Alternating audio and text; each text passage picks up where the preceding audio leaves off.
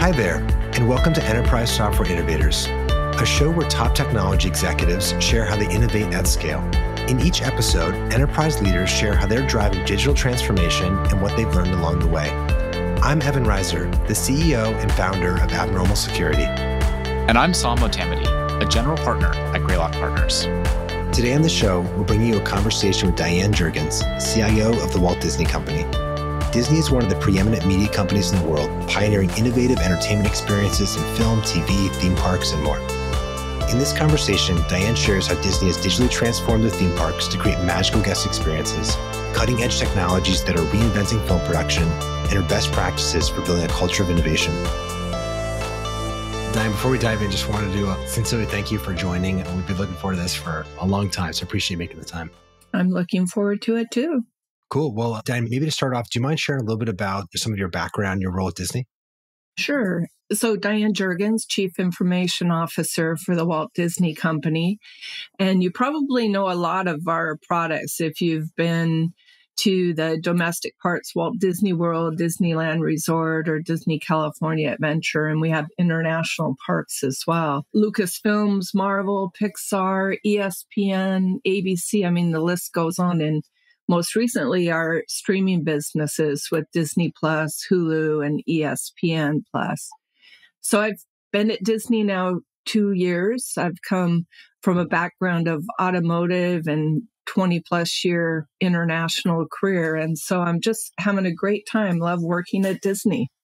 Dan, you talked about a number of the products that all of us know and love, and immerse, rich customer experiences are such a hallmark of Disney and Disney's success for many decades.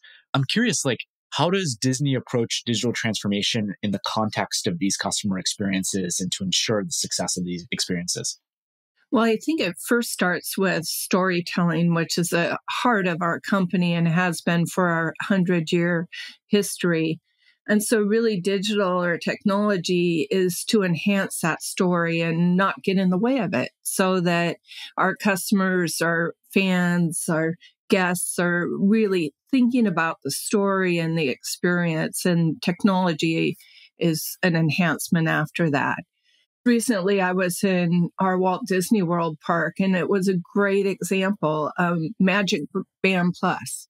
So Magic Band Plus you wear on your wrist, and it's this amazing digital experience that connects you to the story, and in our case, the history of Walt Disney World. Just a quick example, we have for our 50th anniversary at Walt Disney World, these statues set up around the park. So there's 50 golden statues, and you walk around searching for them.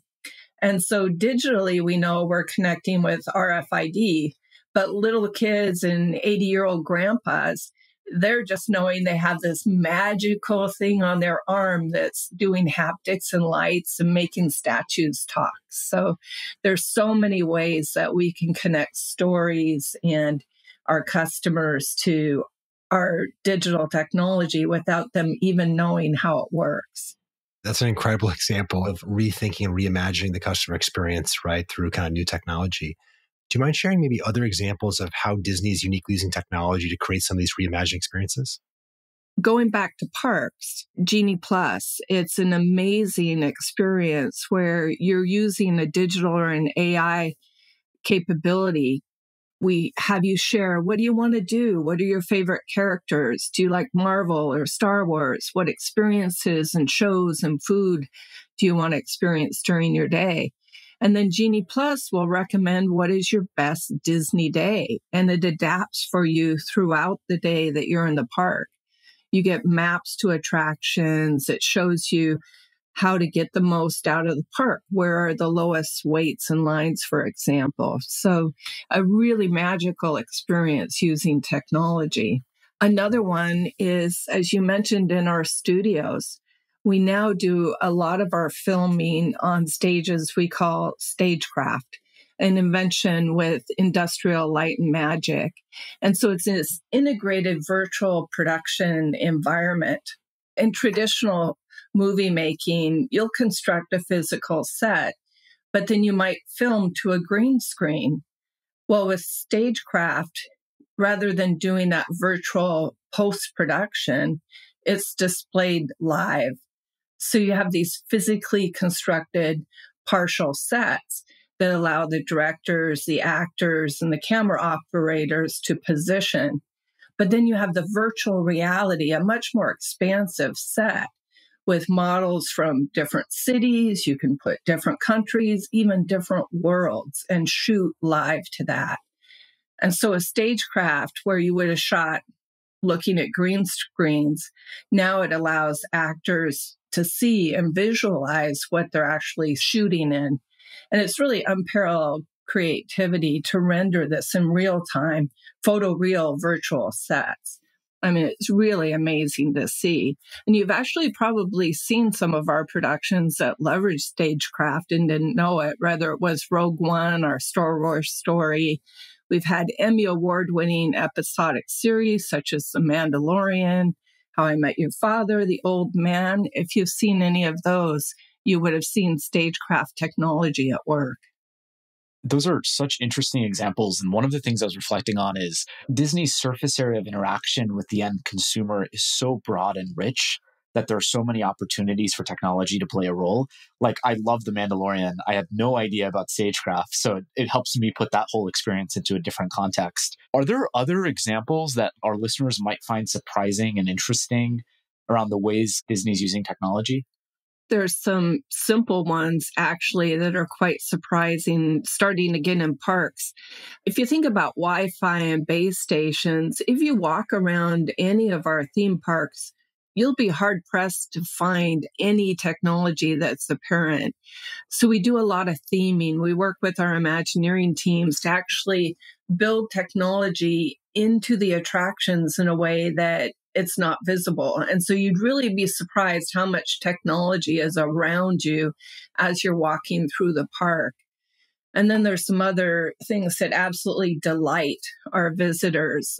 If you get on an attraction these days, it might not be fixed, like going on a roller coaster or a chute or down a river. Now with our trackless vehicles, like in the Ride of the Resistance, you'll go backwards, sideways, spin, and it's a very unpredictable and engaging experience. And probably for me, the one I thought was most fun recently, I went to California Adventure with my brother and his grandson, my nephew. And my nephew loves Spider-Man. And so we were in Adventure's campus. And if you've been there, Spider-Man comes out and interacts with the audience. And then he crawls up high on a building and does a major flip in the air and lands on the other building. Well, our Imagineers actually have designed and built animatronics. So my brother absolutely could not believe that was not a person. So it was so fun to see the reaction of the crowd and my own family to what we're doing with technology and how creative our Imagineers are. One thing that's always impressed me about Disney is that you kind of mentioned this kind of, the technology is a little bit transparent, or maybe the word's opaque, but like it's behind the scenes where it delivers that experience, but kind of doesn't get in the way. It actually is hidden from that experience. I have to imagine yields a more immersive environment for your guests and customers. Yeah, one of the challenges actually is if you do let technology get in the way, imagine being in a theme park looking down all day at your phone, right? You're going to miss the magic of the park. And that's why we built things even into rides with QR codes. So you can play a game while you're waiting in line that distracts you. And at the same time, your head's up, rather than all the time just looking at technology. And so I think it's that balance of what is the experience, how to deliver that in a way that's transparent and seamless and still is surprising and delighting every time you engage with it. There's many applied technologies today in the world, right across different enterprises that are more commonplace today. They're considered best practices. I have to imagine that some of those started off right as Disney as state-of-the-art. Disney was a pioneer in many different ways, probably has been throughout the long history. Are there kind of examples of maybe state-of-the-art technologies which you feel very bullish about that you think will enter more mainstream usage in the future? One in particular are ride systems or trackless rides. I mentioned Rise of the Resistance, there's a few, and it's really nonlinear you can think about it as a self-driving vehicle, albeit on a smaller scale, really untethered experience. And I think there's a crossover there into smaller vehicles for personal transportation. I also think another state of the art actually is how we're using augmented reality combined with physical storytelling. I think there's a lot of commerce and other use cases for doing that in the way that we do it at a larger scale. So I think both augmented reality and some of our rides and attractions that have been developed by our Imagineers are really state of the art. Diane, the examples you shared of just the role of technology at Disney, like many of them blew me away. I feel like I now need to go back to the parks with this lens in mind. It'll be a very different experience.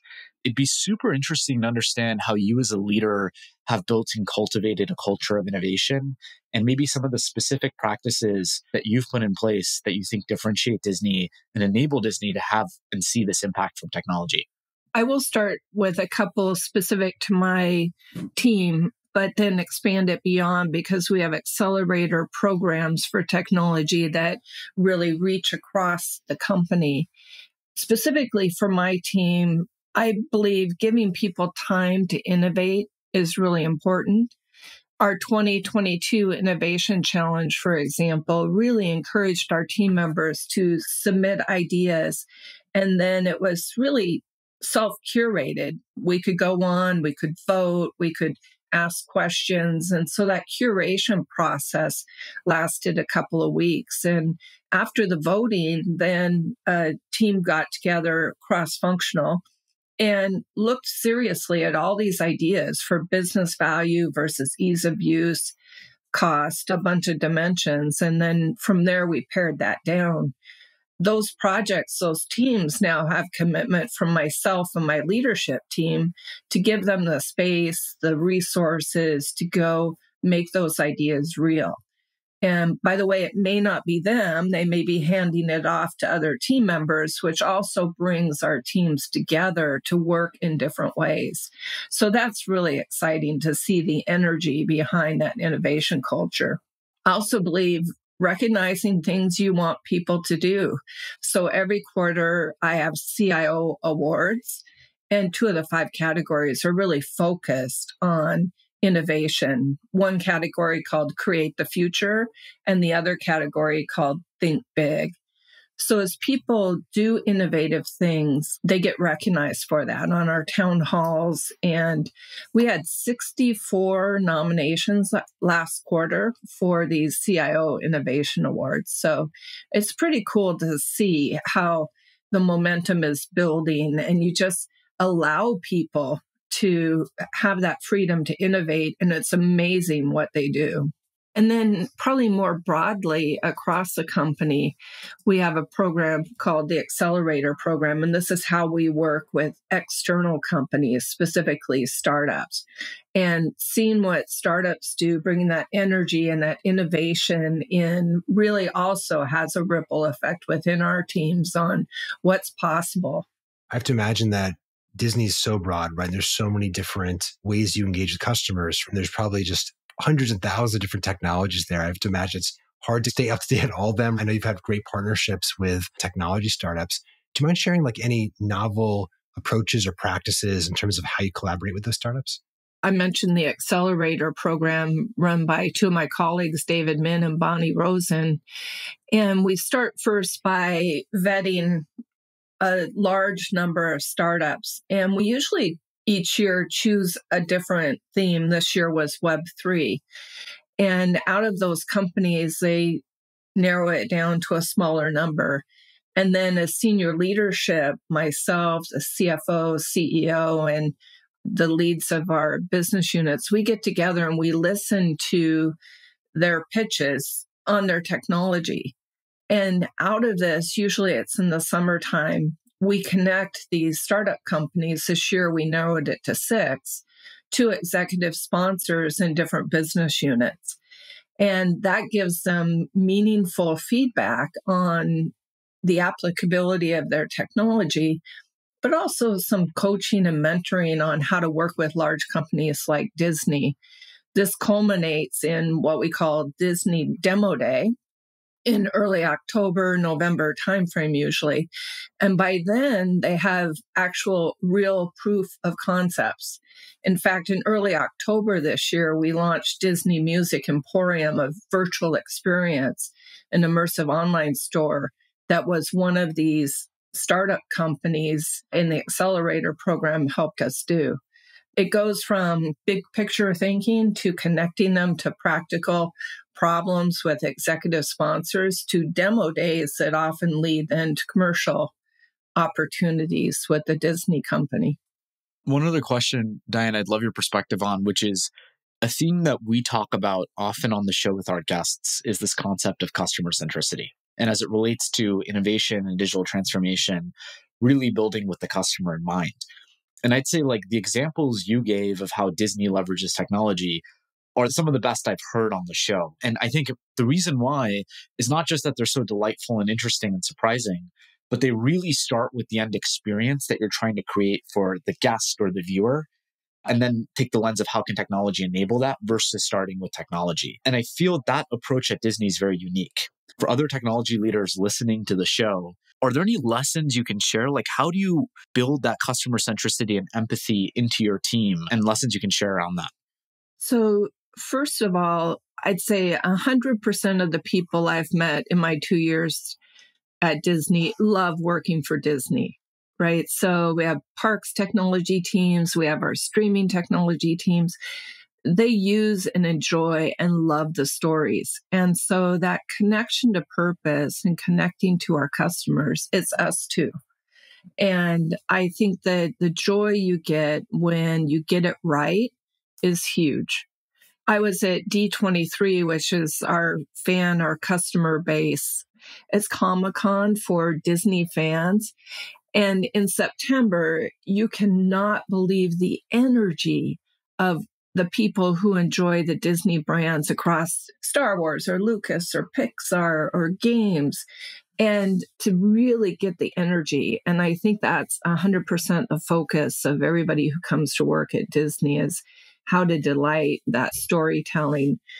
And surprising people, at D23, we unveiled Avatar, the next 3D movie from James Cameron, and to see the surprise and delight. And that movie was made, I'm 100% certain, with the audience, the viewer in mind, how to make that immersive experience through the visual, through the sound as best as it can be. So yeah, it's just pretty cool every day.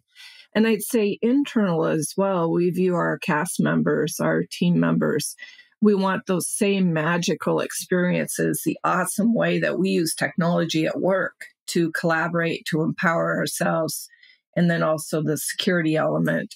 So we're looking at our customers, but we're also looking at our employees and cast members in the same way as we bring traditional IT systems.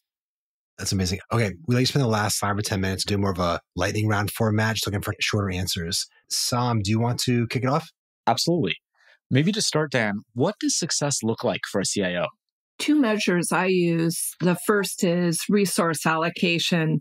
We all have finite people, budgets. How are you using the resources that are under your control for the best of the company? And that really comes to knowing your business and what the priorities.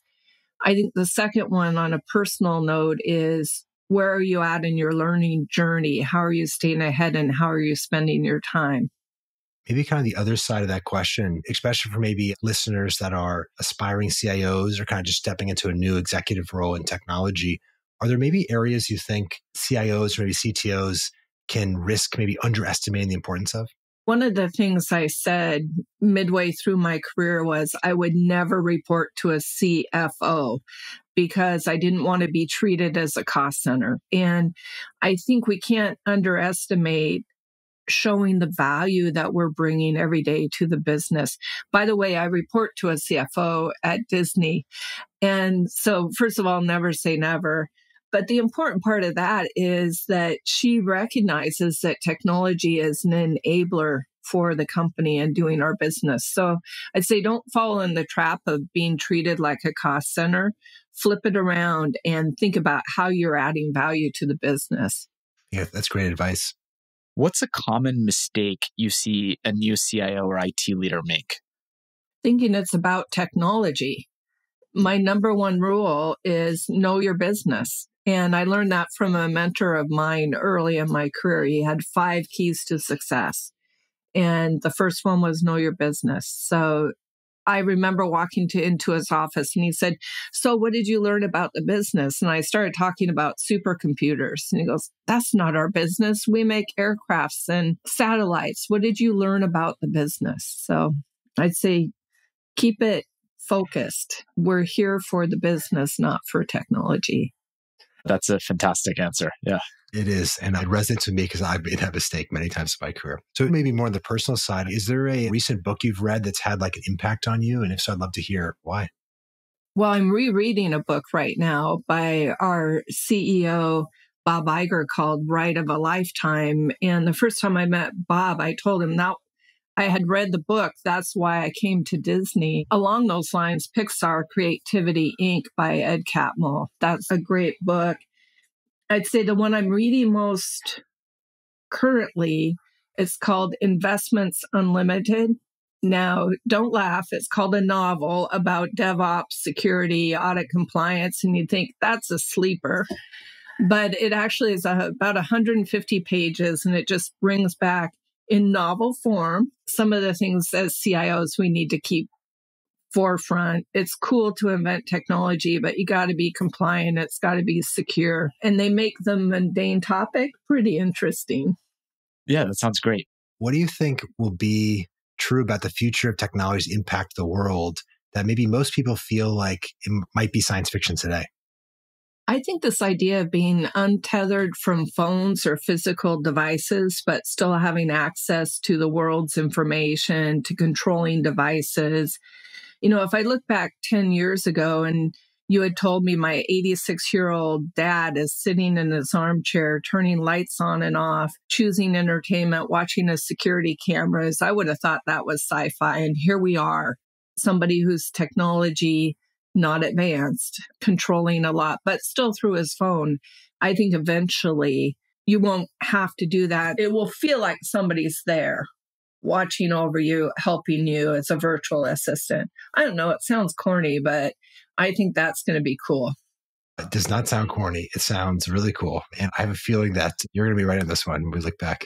Anything for us that maybe we forgot to ask about, or anything else you feel passionate about, like to share? Well, I'd say my passion is around STEM education and the future generation for people early in their career pipeline to stay technical long enough. I think sometimes we jump ship and think going into management or leadership roles. And I would just say getting that technical foundation, whether it's education or experiences early in your career, hugely helpful. And then, of course, my passion around promoting neurodiversity. I think there's an untapped, underestimated workforce out there that I'm looking forward to seeing in the future in more technology roles. That's great. Thank you so much for sharing some of your experience and perspective. Just really enjoyed the conversation. I'm looking forward to a while. It was everything I hoped it would be. So thank you so much for joining. Thank you, Evan. Thanks, Saam. Thanks, Diane. That was Diane Jurgens, CIO of the Walt Disney Company. Thanks for listening to the Enterprise Software Innovators podcast. I'm Saam Motamedi, a general partner at Greylock Partners. And I'm Evan Reiser, the CEO and founder of Abnormal Security. Please be sure to subscribe so you never miss an episode. You can find more great lessons from technology leaders and other enterprise software experts at enterprisesoftware.blog. This show is produced by Luke Reiser and Josh Meir. See you next time.